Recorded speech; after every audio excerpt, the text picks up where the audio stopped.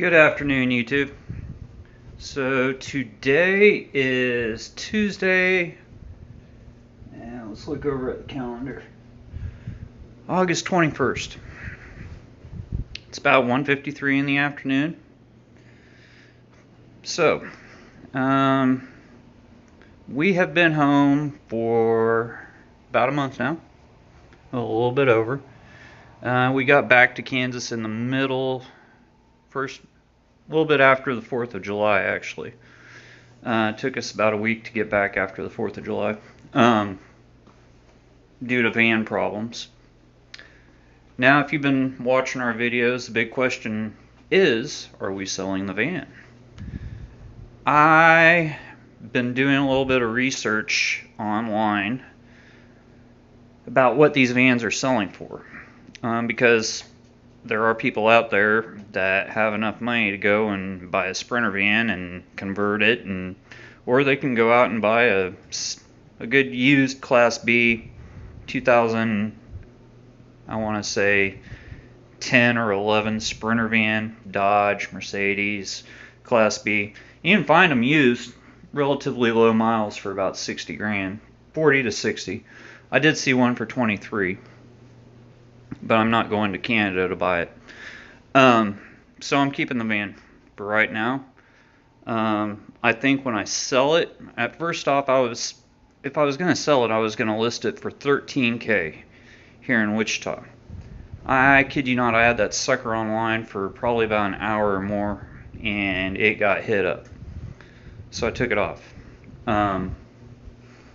I've only seen one other van here locally, and it's a 1990, I want to say 3 Airstream Class B, and it's on a Ford chassis. Has more miles than my van does, and it also has, it has more miles on it, and it's an older van. And I think the generator works on it with what I want for the van I have right now. You know, I'm including the aftermarket generator, the Predator 3500 watt inverter generator, which means when you're boondocked, you don't have to be completely level, and you don't have to have at least half a tank of gas in your van. So when I do sell the van, the generator is going with it. We don't really need a generator. Anyway, so I don't think I'm going to sell the van. We have some financial stuff coming up. Sorry, my hand's a little bit shaky. I just made some coffee. Where we might be coming into a great deal amount of money. What's going on is this stuff's been going on for over 16 years now. Since a little bit after since I met Marissa. And you guys are probably gonna, I don't care, it is what it is. It's inheritance. I mean, that's some of the way I was able to travel. I worked for many years in the restaurant industry, always, my hair's sticking up, always working 40-hour weeks plus, sometimes working 2 jobs. And so it's not like I'm one of these rich kids that came into a lot of money when I was in my 20s or something. But hopefully I'll be able to get this one big check. We'll be able to put it in the bank here pretty soon. Then we'll be able to really start traveling. What I want to do with some of the money is maybe start up a food truck with a partner here in town. I have a couple of friends that are chefs. Get that going. Let them run the business. Give them a percentage of the profit. Because basically the ideal is to have monthly income coming in constantly. That will allow us to travel, instead of just using the money up and traveling. So that's the idea. Now, since I've decided to keep the van, it does need to go to the shop, get the distributor worked on, figure out why it is using all that fuel. That's why it took us a while to get back from South Dakota to Kansas. Is that sucker was burning a lot of fuel when we first started out in April. I'd fill up the tank in the van, I'd fill up the tank in the truck, and when I got to halfway mark on the van, granted the van has a 30-gallon tank, the truck would be about a halfway mark too, and we'd fill it back up again. Both vehicles, and that's how we traveled for a long time. So the van's fuel issue needs to be taken care of. Distributor needs to be taken care of. Do I think I can travel right now since the weather has cooled down? Yes. And be able to be stagnant in a couple of places. I could be fine like that. Like if we decide to go down to Lost on Lands Texas meetup, I think have no problem going down there even before we take it to the mechanic. We're still up in the air about that. I don't think Marissa wants to go. I want to go, but it is what it is. So, right now I'm with my wrist. I have an interview. Jobs here in the cooking industry are very easy to come by. In fact, I sat down with a friend of mine who owns a restaurant. He owns 2 restaurants here in Kansas, and he's getting ready to franchise them all out. And he has a partner, and I was going to go back and work for him. Very good opportunity since he is franchising everything nationally.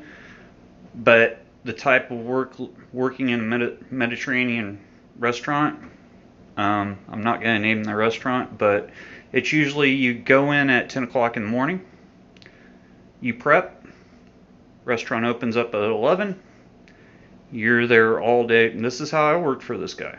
You're there from 10 a.m., restaurant closes on Friday at 10. Friday we closed at 11. Saturday we closed at 11. Sunday at 10. So usually you get out of there about midnight, 12:30. So you're there from 10 a.m. until 12:30 at night every single day except for your one day off.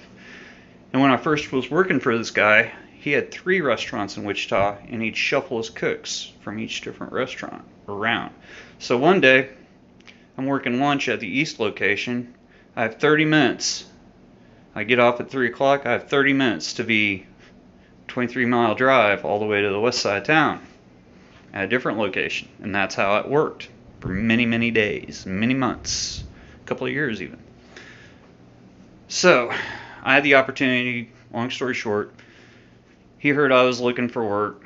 He texted me. I consider him a personal friend of mine.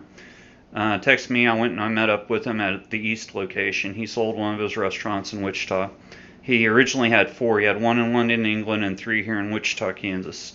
Sold one of his restaurants here. He closed down the one in London, England, and right now he's been trying to franchise for a couple of years. Found a good partner. Anyway, he needed a chef in there with his brother, who I know, to make sure the restaurants run right. I turned down the opportunity because of my wrist, and I know how you work in that situation and how much you stress out when you work for that company. Wished him the best. So today, because obviously I can't stay in this apartment all day long, and I can't really go traveling right now because Marissa has her 2 jobs. I have another interview. We'll see how it goes. I'm going to be straight up with these people and be like, look, I can move pretty fast in the kitchen, but my wrist is messed up and I'm right-handed. So I can't really do prep. I can run a line. I can even be a kitchen manager and just manage your kitchen staff and make sure your food costs, your prep's right, your kitchen's clean. I can do all that. I've been doing this for years. I've been a kitchen manager before. And I'm basically considered a chef. So I'm just going to be straight up with these people, see where it goes. And this is just to get out of the house. Like I said, my bills have been paid for a long time. They will be continued to be paid because the person who's handling this trust and this inheritance, family member, and he went to Princeton and has a business degree. So, hopefully, we can pay off the taxes, pay off the attorney, or pay off the accountant, have this big check here pretty soon, and I can reinvest it into something that'll turn a monthly income is the main idea, so we can travel.